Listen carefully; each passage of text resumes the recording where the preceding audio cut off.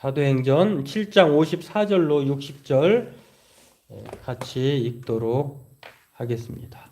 그들이 이 말을 듣고 마음에 찔려 그를 향하여 이를 갈거늘 스데반이 성령 충만하여 하늘을 우러러 주목하여 하나님의 영광과 및 예수께서 하나님 우편에 서신 것을 보고 말하되 보라 하늘이 열리고 인자가 하나님 우편에 서신 것을 보노라 한데 그들이 큰 소리를 지르며 귀를 막고 일제히 그에게 달려들어 성 밖으로 내치고 돌로 칠세 증인들이 옷을 벗어 사울이라 하는 청년의 발 앞에 두니라.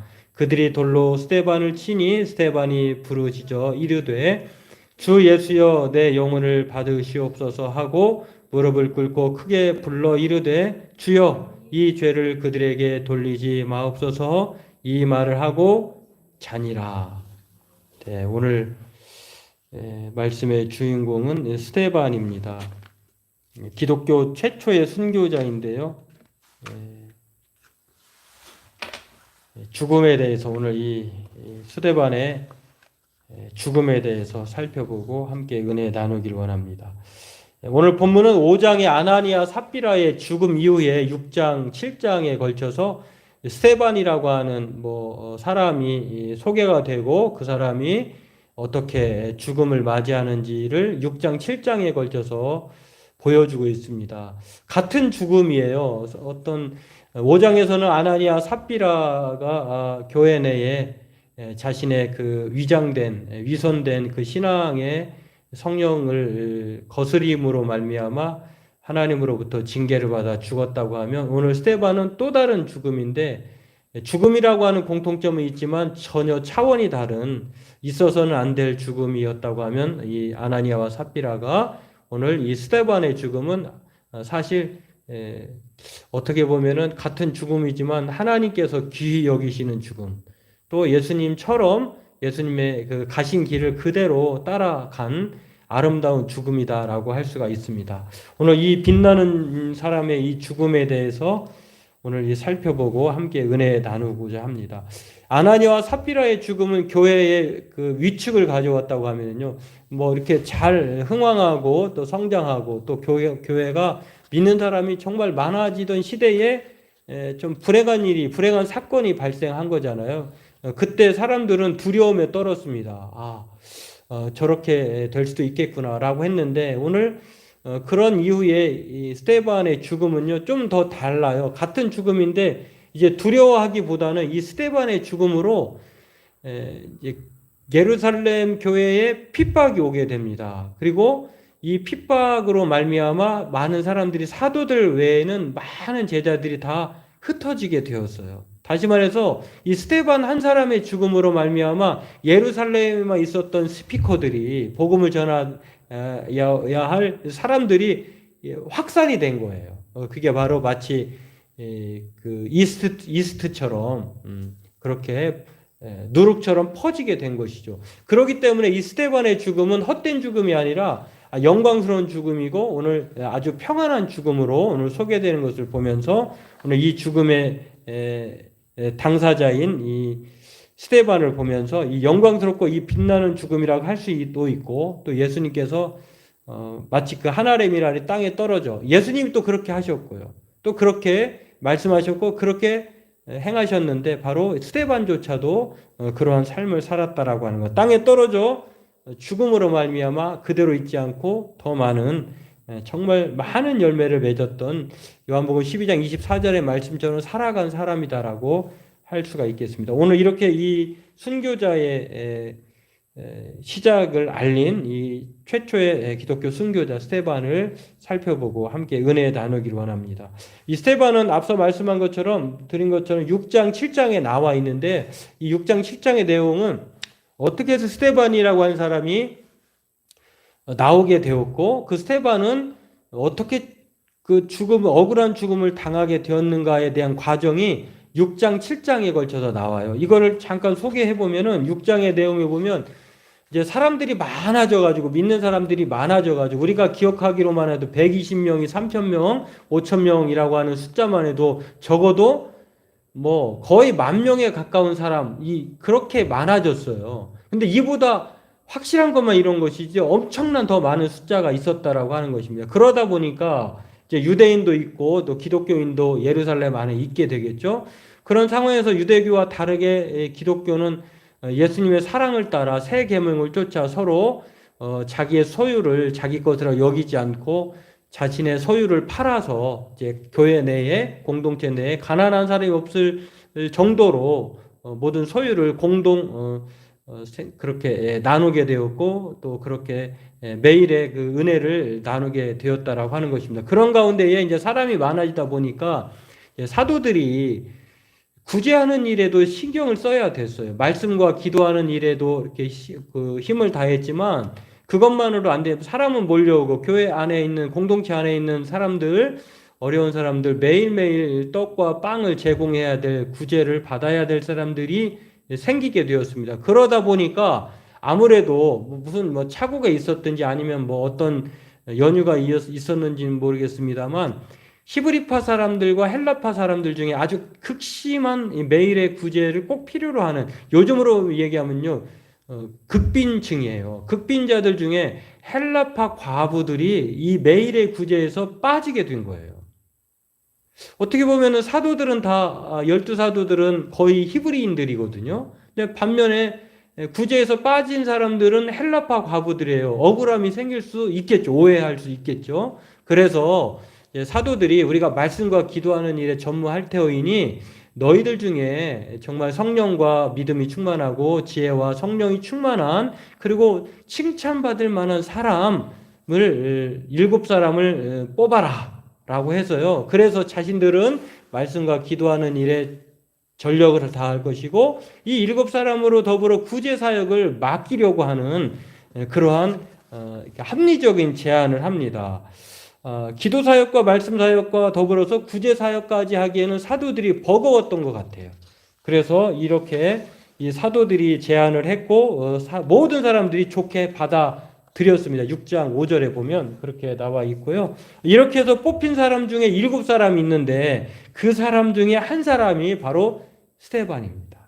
이 스데반은 6장 5절에 보면은 이렇게 나와 있어요. 모든 사람이 이 말을 좋게 받아들여서 믿음과 성령이 충만한 사람인 스데반과 빌립과 브로고로와 니가노르와 디몬과 바메나와 안디옥 출신의 이방 사람으로 유대교에 개종한 사람 니골라를 뽑아서 이 7명은 공교롭게도 다 유대인이 아니라 헬라파 사람들이에요. 그러니까 나중에 참 이제 균형이 맞는 것이죠. 사도들은 유대인들이 많고 또 구제 사역을 담당한 7사람들은 바로 이제 헬라의식 이름을 가진 그런 사람들이었다. 아무튼 이 사람들은요, 이 구제 사역을 위해서 뽑힌 사람들인데 그 중에 가장 먼저 등장한 사람이 스데반이에요.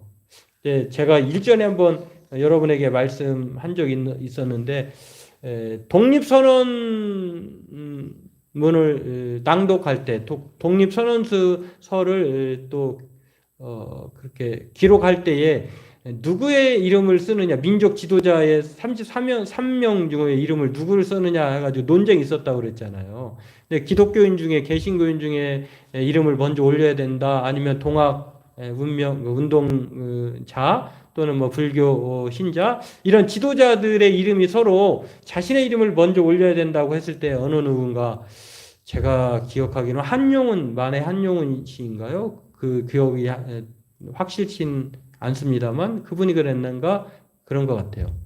누구의 이름이 먼저 쓰든지 간에 죽는 순서로 이름을 씁시다. 이런 말을 들었던 제가 보았던 기억이 있는데 그 정도로 사람들은 자기 이름을 명성을 자신의 그렇게 머리에 첫 글자에 두고 싶어 하죠.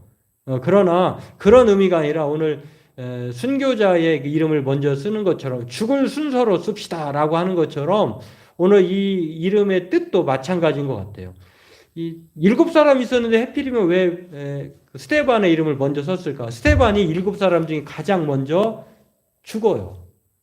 그리고 복음을 전하다가 죽게 되는, 그래서 최초의 기독교 순교자가 바로 뽑힌 지 얼마 되지도 않았잖아요. 그리고 하나님의 일꾼으로서 무슨 일을 해보지도 못하고 그냥 빨리 이 숨을 거두게 되는 사람이 스데반이었다라고 하는 것입니다. 이렇게 스데반은 구제 사역을 위해서 사도들을 돕는 7명 중에 한 사람으로 선출된 사람이었다라고 하는 것입니다. 그런데 이 사람이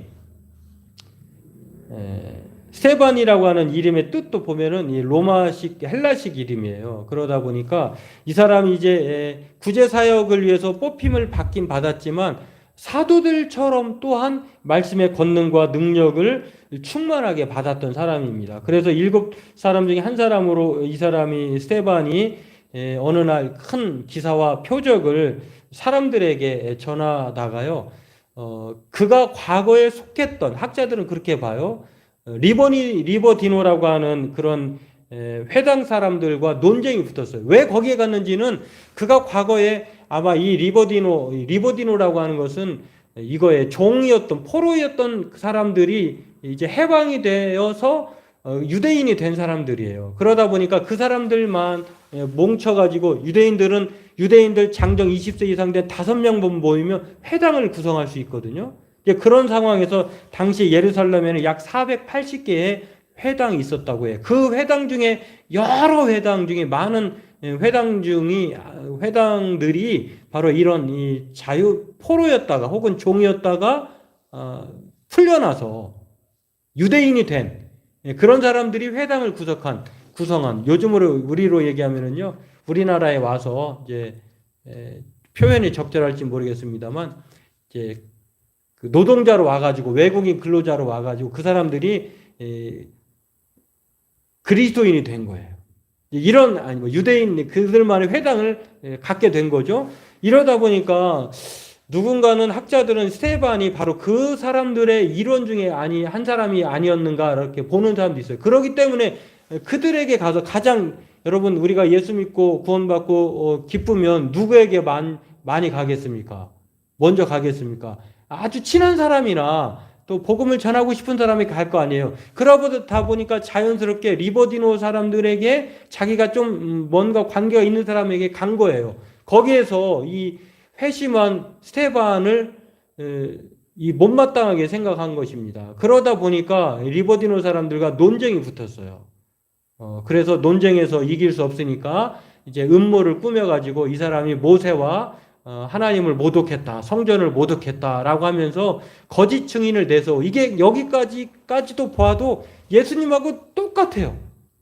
이렇게 그 모략과 또 음모와 또 불법적으로 고발을 당해가지고 사내들인 이 공회에 불려나가게 됩니다. 거기에서 대제사장으로부터 그것이 정말이냐라고 물었을 때에 여기서 긴 설교가 7장 2절부터 쭉 나오거든요. 오늘 본문 읽었던 내용까지를 보면은 대제사장들 앞에서 공회 회원들 앞에서 그는 자신의 그 변증, 그 오래된 역사를 통해서 자신의 신앙을 사람들 앞에서 말하게 됩니다. 한마디로 유대인의 역사를 쭉 이야기를 해요. 근데 그 이야기의 역사를 보면은 설교의 내용은 아주 간단해요. 유대인의 조상들, 그리고 아브라함, 요셉, 여호수아, 다윗의 이야기를 하면서 요약하면 과거 조상들이 하나님의 택하신 지도자들과 선지자를 박해했고 모세를 통해서 나와 같은 선지자를 다윗에게인가요? 그렇게 나와 같은 선지자 한 사람을 일으킬 것이다라고 하는 그런 예고를 했음에도 불구하고 그 선지자가 예수로 오셨는데 그 예수를 너희들이 핍박하고 조롱하고 십자가에 못 박혀 죽였다는 거예요. 이것을 전한 거거든요. 다시 말해서 그 예수를 너희들이 죽였고 그 예수는 다시 살아나셨다라고 하는 이 유대인들을 향하여서 이 복음을 그대로 대제사장 그 사내들인 공회 회원들 앞에서 그렇게 선포를 한 것입니다. 그런 상황에서 이 스데반이 설교한 내용은요, 지금 당신들이 그 과거의 조상들의 죄를 그대로 답습하고 있다라고 하면서 이것을 지적한 거예요. 불순종의 역사와 불순종의 현재를 여러분들이 지금 범하고 있는 것입니다. 과거도 그랬고 지금 당신들도 그랬습니다. 이렇게 말을 하자요. 스데반은 사람들에게 이 잡아온 사람들을 통해서 또는 뭐 거기 모여있던 모든 사람들이 한 통속 한 마음이잖아요. 유대인이고 예수님을 핍박하고 십자가 못 박히게 한 장본인들이기 때문에 분노를 일으킵니다. 그래서 이 사람을 성 밖으로, 성은 그들에게는, 성전은 되게 거룩한 곳이에요. 성전에서는 피를 흘릴 수 없어요. 그러니까 성전 밖으로, 예루살렘 성 밖으로 끌어내가지고 돌로 쳐서 죽이게 됩니다. 이렇게 스데반은 이 교회 일꾼으로 뽑힌 지 얼마 되지 않은 채 죽게 되었는데, 인간적으로 보면 참으로 안타까운 죽음이죠. 정말 훌륭한, 이 사람이 얼마나 훌륭한 사람입니까? 뽑혔을 때도 7명이 들었다고 하는 것은 성령과 지혜, 믿음과 성령이 충만한 사람이었어요. 그리고 칭찬받는 사람이다라고 하는 것을 보면, 오늘날로 얘기하면 진짜 엘리트 중에 엘리트라고도 할 수 있는데, 이 사람이 허망하게 돌에 맞아 죽은 거예요. 단지 예수를 증거했다는 이유만으로. 그런데요, 안타까운 죽음이지만 그의 삶을 보면은 정말 예수님과 똑 닮은 죽음이에요. 그리고 그가 죽음까지도 예수님을 따라간 것도, 발자취를 따라간 것도 대단한데, 죽는 순간까지도 죽음도 너무너무 닮았어요. 오늘 제가 이번 주에 사순절 기간을 통해서 예수님께서 십자가에서 하신 7말씀을 가상 7원을 올려드리고 있잖아요. 그 말 중에도 오늘 이 스데반이 비슷한 말을 2가지나 하고 있습니다. 어떤 말을 합니까? 바로 죽음의 순간에도 하늘을 주목하면서 자신의 영혼을 주님께 부탁합니다. 이게 누가복음 23장 46절인데요. 내 영혼을 받아주소서. 그러니까 영혼을 받아달라고 하는 것은 영혼을 받아주실 분을 믿었을 뿐만 아니라 그가 죽음으로 끝나는 것이 아니라 죽은 이후에 어디 하나님의 갈 곳이 있다는 것을 확신했다는 거거든요. 그의 믿음을 볼 수가 있습니다. 그리고 자신을 돌로 쳐 죽이는 죄인들에 대해서 그들의 죄를 사해달라고, 예수님도 그랬던 것처럼, 누가복음 23장 34절에 그런 것처럼 그도 그렇게 60절에 말하고 있다고 하는 것입니다. 그렇습니다. 스데반은 인간적으로 허무하게 죽은 것 같지만, 그러나 신앙의 모범과 결과는 기독교 역사에 영원히 남을 만한 사람이에요. 그러니까 우리가 이 세상에서 오래오래 길게 그렇게 무존재로 사는 것이 결코 잘 사는 게 아니라는 것을 마치 세례 요한을 통해서도 그렇고 오늘 스데반을 통해서도 알 수 있어요. 예수님도 더욱이나 할 말이 없죠. 예수님도 짧은 생애지만, 그러나 오늘 그 예수님은 우리 모두 다 만인에게 구원을 주시는 모든 사람을 위한 그 구세주였다라고 하는 것입니다. 때문에 오늘 이 스데반은요, 그 이름을 보면은 정말 이름대로 살다 간 사람인구나를 알 수가 있는데, 그의 이름의 뜻은 스테파노스예요. 헬라어로는, 라틴어로는 스테파노스인데 헬라어 표기로도 이렇게 됩니다. 이 이름의 뜻이 왕관이고 면류관이라는 뜻이에요. 최초의 기독교 순교자로서 이렇게 살다 간 사람인데요. 어떻게 이 사람은 이렇게 철저히 예수님을 따르는 사람이 되었을까? 이것은 이 사람의 삶의 모습은요, 예수님께서 제자들에게, 모든 사람에게 당부하신 삶이고 또 발자취이기도 해요. 오늘 예수님은 이렇게 말을 했죠. 모든 무리와 제자들을 불러서 나를 따라오려거든 자기를 부인하고 자기 십자가를 지고 나를 따를 것이다. 스데반이 살고자 했으면 그 십자가를 피했을 것이죠. 그러나 그것을 기꺼이 지고 따릅니다. 그리고 자기의 목숨을 구원하고자 하면 잃을 것이지만 나와 복음을 위하여 자기 목숨을 잃으면 구원하리라. 그러니까 이 스데반의 죽음은 자기 목숨은, 육신의 생명은 잃었지만 영원한 생명은 얻은 사람이 되었다라고 하는 것입니다. 또 요한복음 12장 24절에 보면은 한 알의 밀알이 땅에 떨어져서 죽으면 그대로 있지만 죽지 아니하면, 근데 죽으면 많은 열매를 맺는다는 것입니다. 그러면서 자기의 생명을 사랑하는 자는 잃어버릴 것이요 이 세상에서 자기의 생명을 미워하는 자는 영생하도록 보전하리라. 사람이 나를 섬기려 하면 나를 따르라. 나 있는 곳에 나를 섬기는 자도 거기 있으리니 사람이 나를 섬기면 내 아버지께서 그를 귀히 여기시리라. 구원 얻었을 뿐만 아니라 이 스데반의 죽음은 예수님을 따른 그 믿음의 삶이었기 때문에 귀히 여기신다라고 하는 것입니다. 오늘 이렇게 예수님의 제자로서 스데반은요, 철저히 죽음으로 구원을 얻었을 뿐만 아니라 하나님께서 귀히 여기시는 사람으로 살아갔다라고 하는 것입니다. 오늘 그의 삶의 모습의 마지막을 보면은요, 죽음에 사로잡힌 사람들은 돌에 맞아서도 공포에 사로잡혀서 아주 질색을 하게 되고 또 창백하게 되고 또 끔찍한 공포와 두려움에 사로잡혔을 텐데요. 이 스데반의 죽음의 마지막 장면을 보면은 그의 얼굴이 천사와 같이 빛났더라. 이런 표현이 있어요. 참 어떻게 그렇게 죽음을 맞이하는 사람은 그렇게 평안할 수 있을까? 그 이유가 있더라고요. 보니까 오늘 성경에 보면 공회 중에 앉은 사람들이 스데반을 주목하여 보니 그의 얼굴이 천사의 얼굴같이 과 같았더라 라고 하면서 스데반이 성령이 충만하여 하늘을 우러러 주목하여 하나님의 영광과 빛 예수께서 하신 우편에 서신 것을 보고 하늘을 바라보니까 그리고 하늘 보좌 우편에 계신 예수님을 바라보니까 이렇게 평안할 수 없는 것입니다. 그리고 그런 죽음이 그는 주님의 품 안에서 안식하게 되는 끝남이 잔이라라고 하는 말을 통해서 그가 받아들여졌다라고 하는 것을 알 수가 있습니다. 그렇습니다. 오늘 이 스데반은요 정말 부활의 소망을 가진 사람이었을 뿐만 아니라 그러기에 죽음의 순간까지도 끝까지 믿음으로 살아간 것을 볼 수가 있습니다. 일전에 그 미국 오하이오주의 콜럼버스 한인 장로교회에 있었던 어떤 설교자에게서 들은 이야기인데요. 이런 이야기가 있었습니다. 어느 호텔 사업가인데 이분이 어느 호텔을 자주 방문하니까 사업상 그런데 그 호텔에 묵었던 호텔에 특이한 점이 있었다고 해요. 그 호텔만의 이제 경고문인데 이런 내용이었다고 해요. 영어로 이렇게 되어 있는데 화재 시 승강기를 사용하지 말라. 이건 뭐 당연하죠. 승강기가 고장이 나서 화재가 나면 갇힐 수 있잖아요.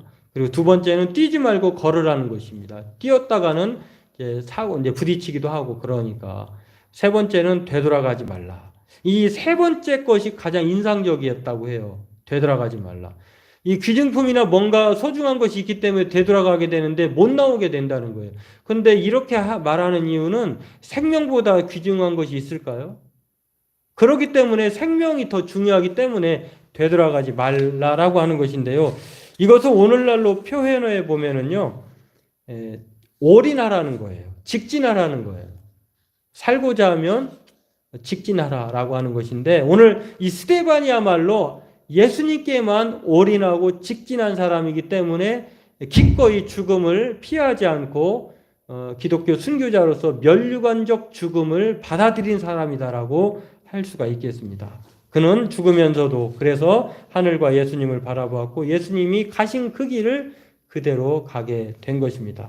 그렇습니다. 오늘 저와 여러분들은요, 이 스데반의 죽음을 통해서, 물론 스데반처럼 다 그렇게 살라는 것이 아니에요. 스데반 같은 사람도 있다라고 하는 것을, 그런 이 스데반의 죽음을 통해서 오늘날의 교회가 이렇게 존재하게 되었다는 것을 성경의 기록은 역사가 누가는 사도행전을 통해서 말하고 있는 것입니다. 비록 자신은 순교의 피를 흘렸지만 그의 피가 헛된 피가 아니라 정말로 하나님 앞에 거룩한 순교자의 피가 되어서 오늘날 교회를 세우는 그런 역할을 했다고 하는 것입니다. 이 순교자의 죽음 앞에 누가 있었냐면요, 자기는 죽었지만 그의 옷을 벗어 던진 증인 사도 바울이 거기에 있었습니다. 그리고 그 사도 바울이 이제 스데반의 뒤를 이어서 마치 엘리야의 스승 엘리야를 따라서 엘리사가 7배나 영을 더해달라고 해서 겁절에 그런 은사를 갖고 활약했던 것처럼 이 정말 뛰어난 사울이라고 하는 사람이 바로 스데반의 뒤를 이어서 바로 그 사역을 감당해 나가는 것을 보게 됩니다. 오늘 저와 여러분들이 58절에 이렇게 나와 있는데요. 저와 여러분들 이것을 기억하면서 스데반이야말로 진정한 그리스도인으로서 제자도를 보여줬을 뿐만 아니라 그의 죽음이 불상사가 아니라 구원받는 죽음 그리고 하나님 귀히 여기는 죽음이었다라고 하는 것을 생각하면서 이 하나님 앞 품 안에서 자고 있는 그 스데반의 자취를 따라서 우리 또한 저와 여러분들도 스데반처럼 주님의 길을 따를 뿐만 아니라 주님의 것으로 사명을 다하며 살아가는 저와 여러분들에게 우리의 사명과 헌신으로 많은 사람들이 생명의 씨앗을 얻게 되는 생명의 열매를 얻는 그러한 우리가 되기를 바라겠습니다. 기도하겠습니다. 하나님